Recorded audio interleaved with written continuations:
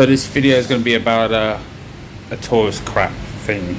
A tour, one-day tour to the Mekong Delta. Go and visit a coconut candy making factory. Eat tropical fruit. Listen to traditional music. Okay, it's good you want to get out, but for vegans, be warned. Not vegan friendly at all. I was going to make this video for vegans. See how good it is for vegans. Food, stuff like this. But there's a lot of animal abuse there. There was a crocodile farm, unbelievable, really cruel. And that nearby is a shop selling crocodile skin products, purses, hats, etc. There's a fish farm there, overcrowded catfish in a little pond, people feeding them, thousands upon thousands of these fish. And what else is there? There's like these sad looking depressed horses with carts on the back of them, pick and go on the back. And the horses ride them, but the horses look so depressed, really sad. And no one, they put a fucking snake over you so you can hold the snake. There's many other animal abuses there. And I'm not gonna I didn't show any of the videos of this, but this is a long video. I'm not gonna show you any of the animal abuse. For vegans, it gets -stars, 0 stars. But anyway, here's a video of the place minus the animal abuse. Yeah, don't go if you're vegan. Or you're vegan for animal rights. If you're one of these vegans for health, I don't know. You might like it, I don't know. But it was fucking depressing, to be honest. And it was cheesy. Really fucking cheesy. You're not seeing the real Vietnam here. The real Mekong Delta. Nice guide. Nice people down there. But not for vegans. Anyway, here's the video. Alright, cheers, bye bye. Well, today we're going to go down the Mekong Delta on a one-day tour to a place called My Tho. Anyway, this graphic design thing, of course, the bus doesn't go straight. It's not a fucking airplane, is it? It's going on the motorways. Anyway, as I said, it's a one-day Mekong Delta tour. And we're in the Pham Bu Lao area, the old backpacker area. This is it. Here, a lot of, what can I say in this street now? It used to be the backpacker area. Now it's like convenience stores, brothels and bars, and the odd restaurant every now and again. In this part of the Bu Vinh Street, there's a lot of curry houses, a lot of Indian restaurants, which I do like a lot. I grew up with a few Sikhs in my town in England, and I love Punjabi food. Anyway, we're going to turn right here. This is called Con Win Street, which is an okay street. Literally come out that backpacker street and you're in the kind of real Saigon. Down here, yeah, few local shops, a lot of phone shops for some reason around in Saigon. Maybe they're the real Turkish barbers. You know, if you're English, you know what I mean. Anyway, we're gonna come up to a market, if my memory serves me correctly. And there's a few hotels around here as well. A little bit cheaper than the backpacker area and a lot quieter. The backpacker area should not be called the backpacker area. It should be called Party Street. Lots and lots of bars. So loud. So fucking loud. And there's the market. I've never actually been in there because I'm vegan and all I see is a lot of dead flesh everywhere and lots of stinky fish. Anyway, there's a cyclo driver. I haven't seen them for ages.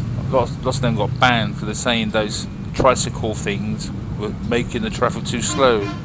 Really, it's frigging cars making it too slow here in Saigon. What's the population of Saigon at the moment? I think it's officially about 10 million. It feels like sometimes they're all crowded in this one area.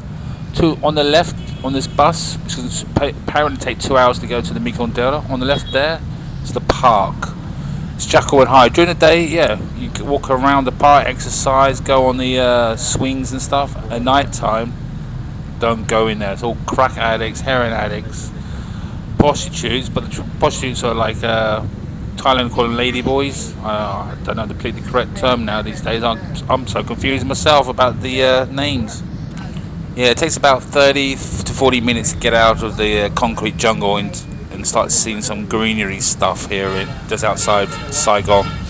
Anyway, as I said earlier, the bus is going to take about 2 hours. Our first port of call is going to be this massive temple complex with a massive leaning Buddha and other Buddhas, because the form of Buddhism has Taoism and Confucianism. If you want to know more, just Google it. Anyway, this is one of the main roads to get out of Saigon to the southern part, to the Mekong Delta basically. By the way, the Mekong Delta, the whole area, has around 30 million people. Population of Vietnam is 100 million. Obviously the two big cities have roughly 10 million each. So that 30 million plus 20 million, that's half the population already concentrated in those three areas. Anyway, this road is called, oh God, what's it called? I can't remember, but it's one of my favourite cycling routes. From one end to the other takes about 2 hours. Anyway, we're going to go to the end of this and turn left on the way to Mekong Delta, My Tho. Do you know what? I'm so used to the noisy, polluted city now. If I ever went to a nice, green, quiet area, I probably couldn't get a good night's sleep. It's just too quiet. I need motorbikes beeping, cars beeping, people playing off-key karaoke music in the morning. Music's in my ears now. Oh yeah, pollution and noise. If you want to come to Saigon, that's what you're going to experience. The noise levels here is unbelievable. That's another thing you're going to experience in Saigon. Big, tall apartments like that one, like those ones in the foreground, sorry, background, foreground, background, whatever. You know what I mean. When I first came backpacking here 23 years ago, something like that, 20, yeah, about that, with my girlfriend at the time, there was hardly any tall buildings. Now, to the eye can see in certain places, there's massive tall buildings everywhere. Anyway, we've been on the bus for about 30 minutes. Look, starting to get green already. Rice paddy fields, small woody areas. Yeah, pretty damn decent. I wonder what kind of wildlife they have now in those areas. In Saigon, the wildlife is mice, rats, cockroaches, and ants. That is it. Anyway, we were on over the river. There's many rivers down this area. I think it's the most watery, is that the correct word? Area after Bangladesh. Yeah. Anyway, we're on the bus. My ass is starting to get sore already. I don't really like these touristy tours. Hopefully it's going to be okay. I done it 23 years ago with my girlfriend at the time. Anyway, we're at the temple. Yeah, there's a vegan, vegetarian dumpling. Wow, so many buses. This is such a tourist trap. Too many people. But the temple looks good. There's a massive leaning Buddha. There's other Buddhas.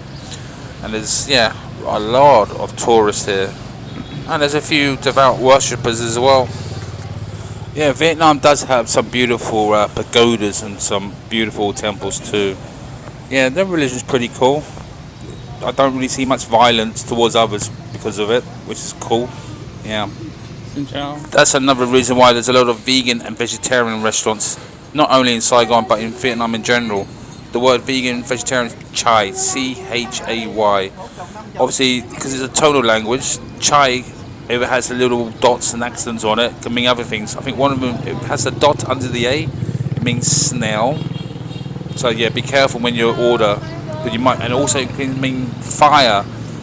It can also mean, what's the other one? Oh, I can't remember at the moment, top of my head. I think another one is spicy. And in the grammar, there's no conjunctions, there's no articles. So, for example, I am vegan. Forgive my pronunciation here. And chai, I am vegan. Or you might say, I am spicy, because of the tones. It means chai. You might say, I am a snail. As I said, there's no articles, so I am a snail. I snail. If you get strange looks, you fucked up on the pronunciation. You might even say, I'm spicy. Yeah, I'm sure you are. So yeah, if you want to practice the tones. Yeah, and that's serious, that's true. Yeah, it's correct. Another song about this is the word da in Vietnamese, D-A. It can mean ice, red, stone, and kick. As I said, there's no conjunctions, no articles, so it's just the infinite word. So kick is just kick, not kicking or kicked. There's no past tenses as well. And ice is just ice, not icy. Yeah. Stone is stone, as in the rock stone, not as in smoking weed stoned. Yeah. So there's on that. So you can say kick the icy red stone. Da da da da da. So yeah, been here 20 years, cannot learn the language. Yeah, it's impossible for me. I love the people. Vietnamese people cool. It's so easy to be vegan here. Easiest city, actually easiest country in the world to be vegan. It's all the same stuff though, rice and noodles. Anyway, this is the temple. So busy with tourists. I feel like we're sheep, to be honest. Nice pagoda temple, yeah. I've seen better and I've seen worse, but yeah, it's still beautiful. One is any vegan restaurants around the area. Normally in Vietnam, if you're near a big temple complex, there should be a Thai restaurant nearby. So if you're out in the countryside and you're hungry and you're vegan, look out for a big temple. Hopefully there'll be a little Thai restaurant nearby. You can never go hungry, to be honest, here in Saigon, Vietnam. See that big Buddha? That's not the one we think of. That's a big fat laughing Buddha. Kind of looks like me. Bald head, fat stomach. No disrespect there to the belief system, religion. Anyway, look, there's other bald ones. Anyway, there's the big real Buddha wheel thing off in the west, leaning. Is that for his death, I think, at the end of his thing? Yeah, sorry, I'm not really religious. I haven't really studied Buddhism and other Confucianism and Taoism. Yeah, I would never learn, to be honest. And it's baking. It's probably about 9:30 in the morning, but it's so freaking hot. Really hot here. I prefer hot than cold. Yeah, people often ask me, why do you live in Saigon? Well, it's hot, which I like. I hate the cold. Cheap beer, which I love. Less than $1 for a beer. Lovely people, which I like. One of the friendliest cities in the world is Saigon. They're curious about us foreigners. What else? And as I said earlier, it's the easiest city in the world to be vegan. It's rice and noodles though. And it's very sunny. Okay. There we go. There's a Chai restaurant just outside the big temple complex. So yeah, first impression is pretty cool. Easy to be vegan so far. Now we're on the boat. Well, this is the quay, the port, whatever. To get on the boat to one of the 3 islands which we're going to visit. The first island we're going to visit is the cheesy shit. Coconut candy making factory. Yeah, that's not really the Mekong Delta, is it? Anyway, there's the boat. Yeah, health and safety. Yeah, should be alright. Yeah, I can swim. Yeah, no problem for me. Actually, last week or the week before, there was an accident up in the north in Halong Bay, which is a gorgeous place, but a lot of people died on the boat. It capsized, and I think a lot of those people couldn't swim. Anyway, look at the colour of that water, brownish. Yeah, I presume that's the brackish stuff, the sediment flowing down the Mekong Delta.